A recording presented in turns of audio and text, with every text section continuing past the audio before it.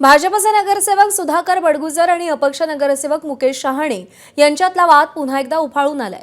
नाशिक प्रभाग समिती बैठकीत दोन्ही नगरसेवकांना लोकसेवक असल्याचं भानही राहिलं नाही आणि दोघांनीही सभागृहातच एकमेकांना अर्वाच्य शिवीगाळ केली।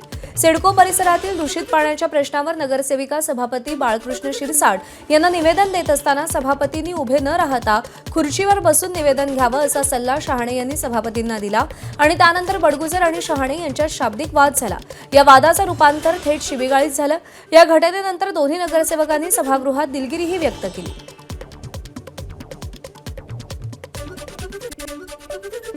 राम मंदिरातल्या देणगी चोरी प्रकरणी फैजाबादच्या बार असोसिएशननं मोठा निर्णय घेतलाय।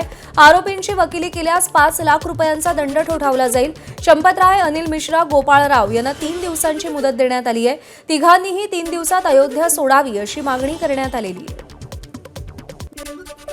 अयोध्येला जाणारे काँग्रेस नेत्यांना नजरकैदेत ठेवण्यात आले। पोलिसांनी काँग्रेस नेत्यांना अयोध्येला जाण्यापासून रोखलंय। प्रदेशाध्यक्ष अजय राय अयोध्येमध्ये नजरकैदेत आहेत तर अमेठीमध्ये काँग्रेस नेत्यांना थांबवलंय। लखनौमध्ये नेत्यांच्या घराबाहेर पोलीस तैनात करण्यात आले। यावर अजय राय संतप्त झाले असून तुम्ही रामभक्तांना का घाबरता असा सवाल त्यांनी सरकारला केलाय। विदर्भातल्या शाळा आजपासून सुरू होणार आहेत। नागपूरमधल्या शाळांमध्ये पहिल्याच दिवशी औक्षण करून आणि ढोल ताशांच्या गजरात विद्यार्थ्यांचं स्वागत करण्यात आलं। नागपुरातील नूतन शाळेतल्या विद्यार्थ्यांना पहिल्याच दिवशी ऐतिहासिक भोसले वाड्याची सहल देखील घडवण्यात आलेली आहे।